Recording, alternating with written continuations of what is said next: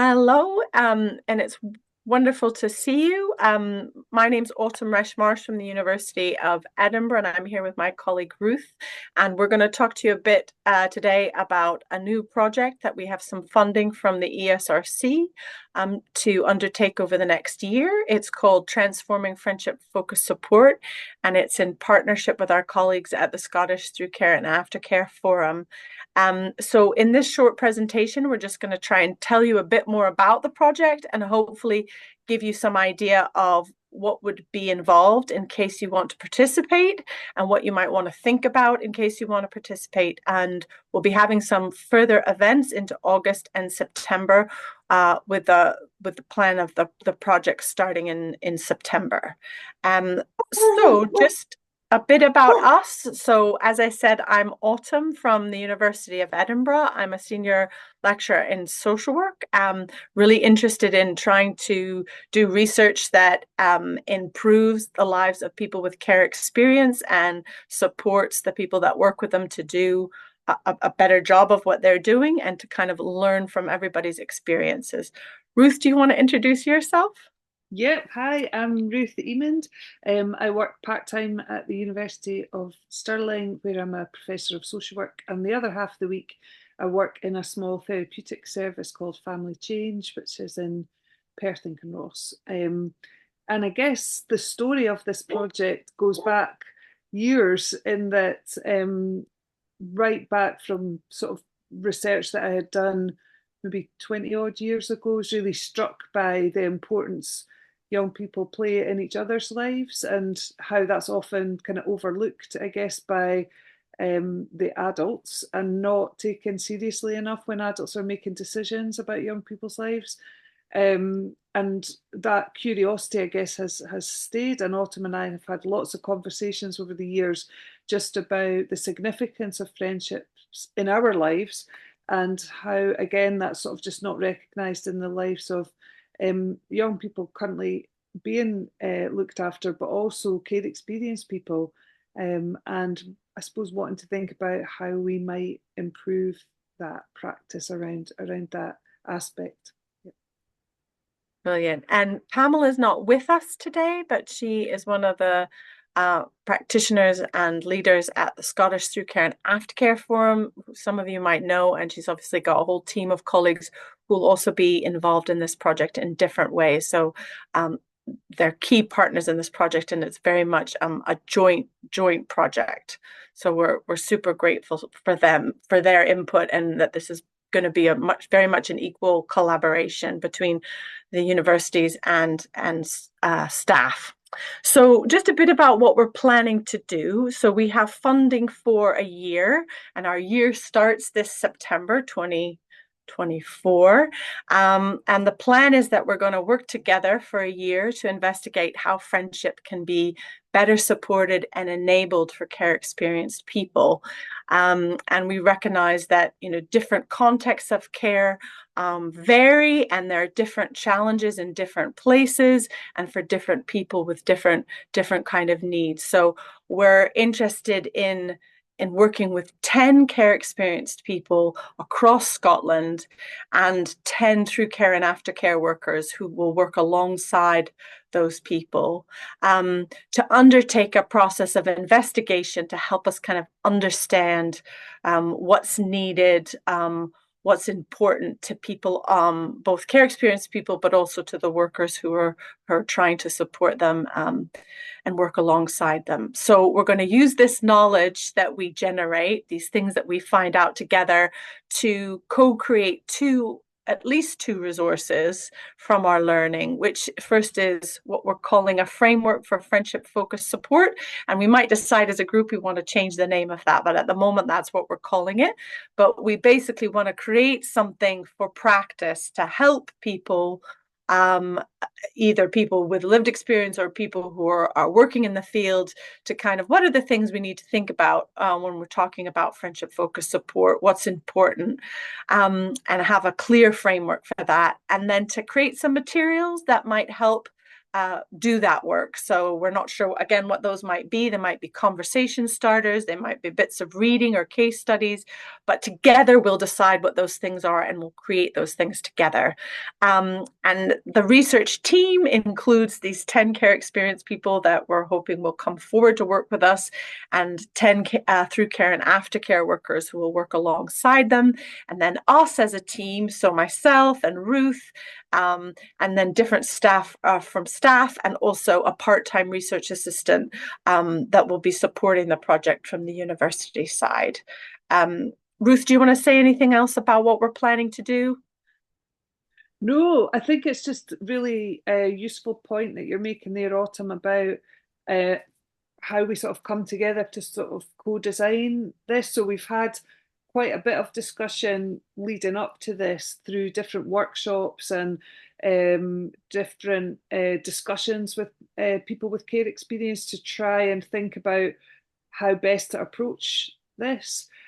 So I think we're really keen for this to be, I suppose, technically we'd kind of call it an emergent research design, but just to work together to think about what's the best ways to do this. So really keen to make this feel like a sort of meaningful partnership.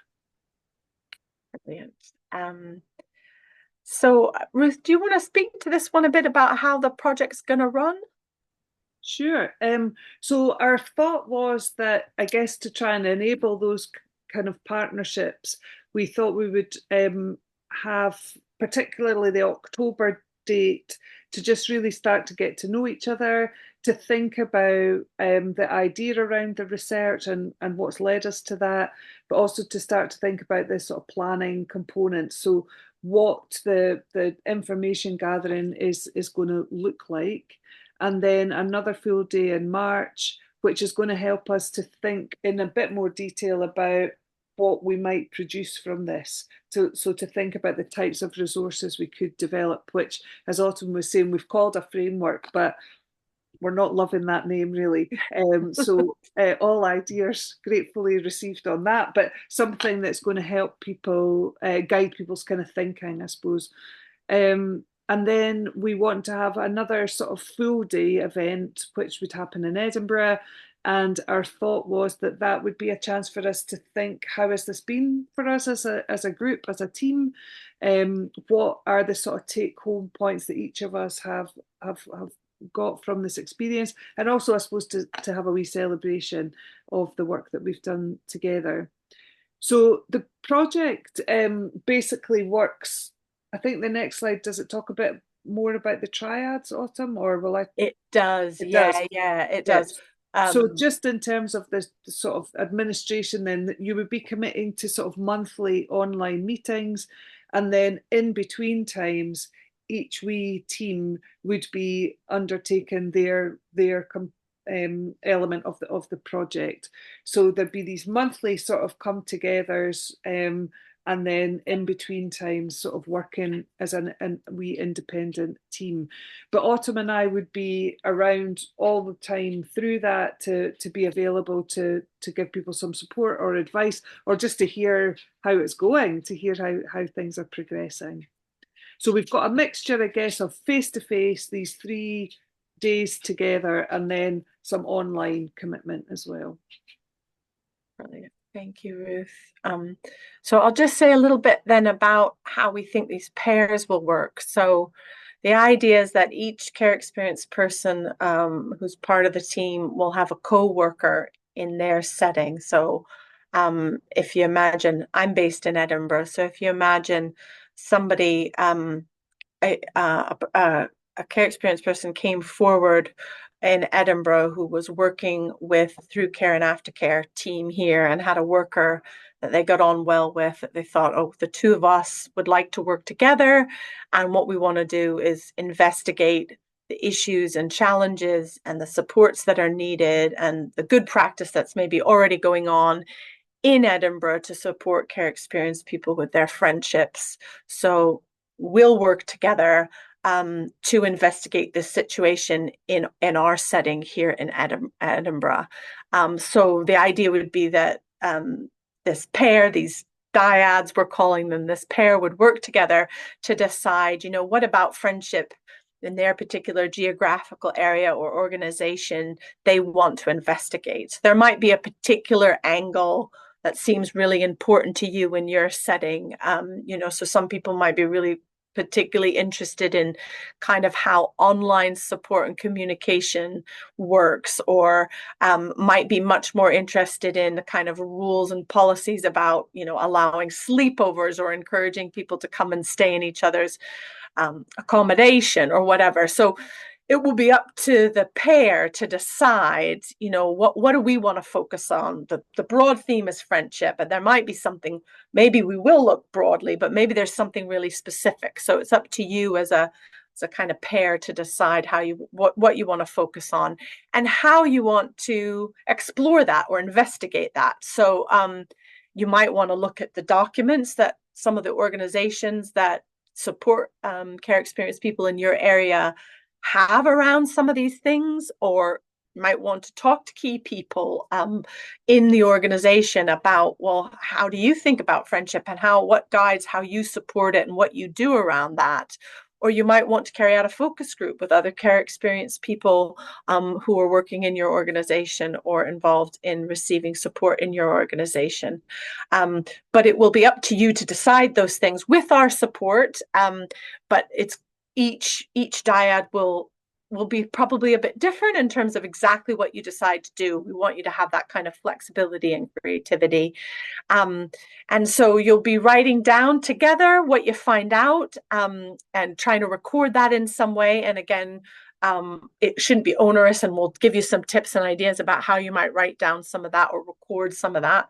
And then when we come together each month as a wider group, so all of us will come together once a month to kind of share how we've been getting on, what we've been learning, and we can do little bits of training in that context about research methods. So if a few people decide, yeah, we want to do a focus group, we can talk about, well, how do you do a focus group, and give some extra input around that. And as Ruth already said, all of us will be on hand to provide support both in the online monthly meetings, but in between meetings, to give you the support that you need to carry out your investigation. And we'll get peer support as a group when we meet monthly to kind of share how our investigation is going. Ruth, do you want to add anything to what I've said? No, I don't think so. I think we're really interested to see, I suppose, what aspect of friendship people are curious about, or maybe have kind of big feelings about themselves. So it could be an experience you've had that where friendship hasn't been recognized, or where friendship's been really important to you, that you think it would be good to find out whether other people have had a similar experience. So yeah. Brilliant. Great. So I guess the other really important thing that Ruth kind of already said is that, we really want this to be a genuine collaboration. And obviously to get the funding, we've had to set out some of this in advance, but it might change some of it might change depending on what we decide in terms of what we finally produce to support our colleagues in practice or care experienced people themselves. But we want to make sure that you get the recognition and support that you need to participate in the project, and that it will be fun, it will be a good experience for you. That's really important to us. So the care experienced investigators on this project will be paid for their time to meet online every month. And also when you come to the in-person meetings, your time will be paid. And we've also got some money to give some allocation towards data, so that when you're joining online meetings, you're not kind of paying for that out of your own pocket.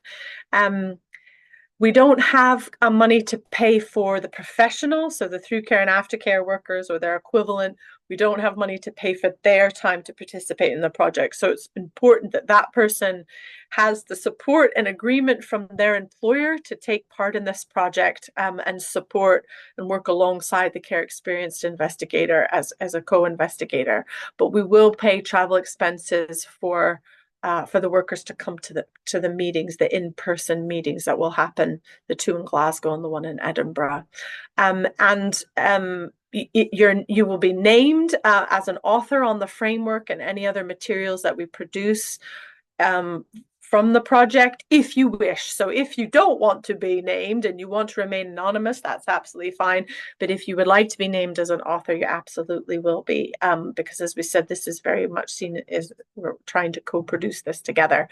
There will be opportunities after the project finishes to be involved in writing for publication. So that's something Ruth and I have done before with participants in research projects, and we're keen if people are interested to do that kind of thing, that we find ways to do that in the future. And we plan to launch the framework and the materials at the Scottish Through Care and Aftercare Forum conference in November 2025. So we'll have a presentation of that, and we would invite people to be involved with that if they're interested. Again, you don't have to be if you don't want to be, but we'll find ways to involve people if they're interested in doing that. And as already said, we'll have these monthly online meetings, which we really see as being quite supportive, and a peer support element within that.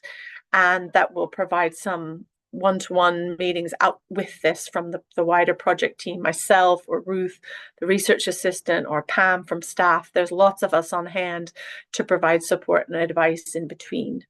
Is there anything else I've missed off that, Ruth, or you want to say anything about?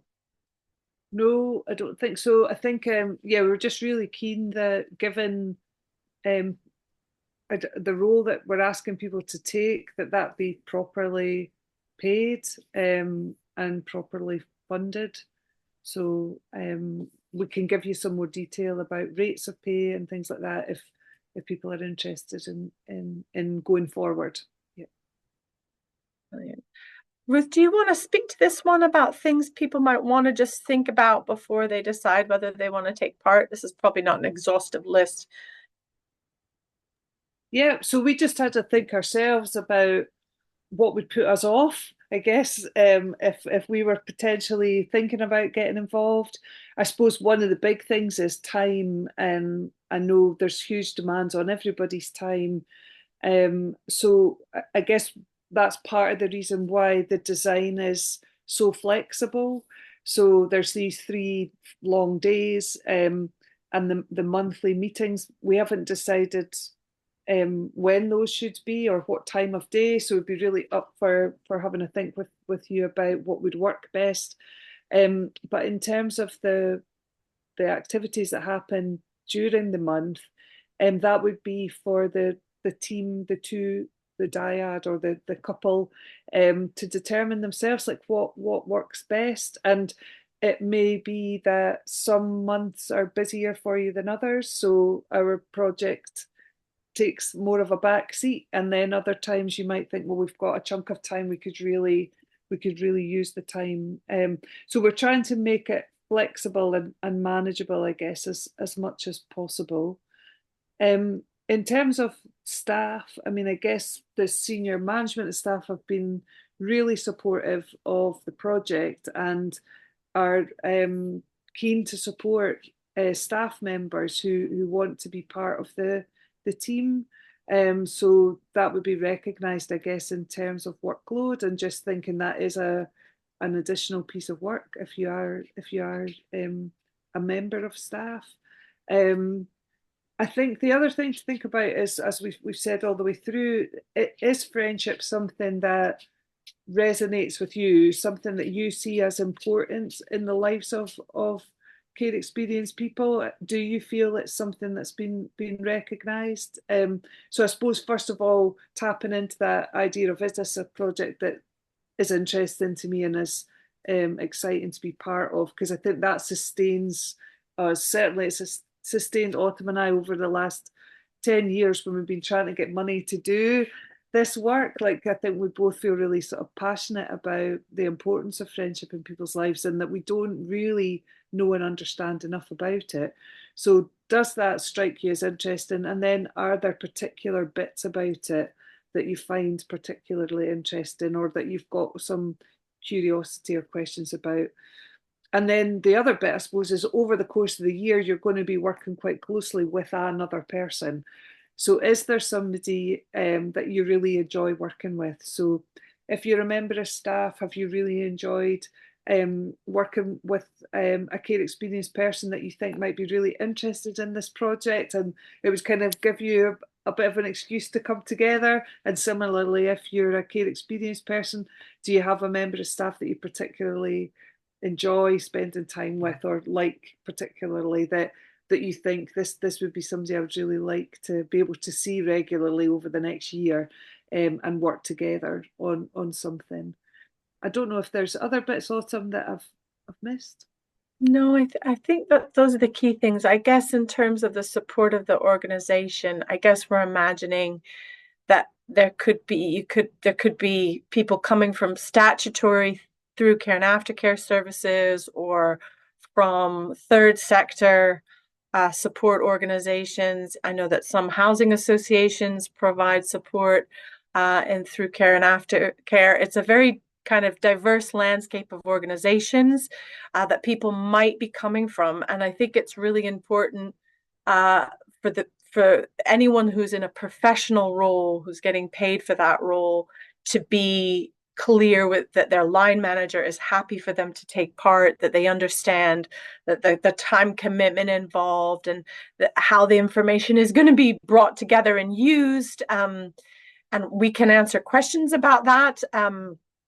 But also that the organization has some willingness, I suppose, to be involved in the project, because we imagine that, you might want to interview the chief executive, or interview some of the staff, or look at people's procedures, and usually organizations find that's a really good way of learning, being involved in research. But some organizations, because they're going through a really tough time, or they're reorganizing, or funding is really precarious, it's actually not a good time for staff to be involved in research. So it is important to think, is my organization going to be supportive of this, so that it doesn't cause any unpleasant feelings or stress for people involved, because we really don't want that. We want this to benefit the people involved and the organizations involved, and it is asking organizations to give a bit in kind of their staff members' time, because they will benefit from the knowledge and the experience of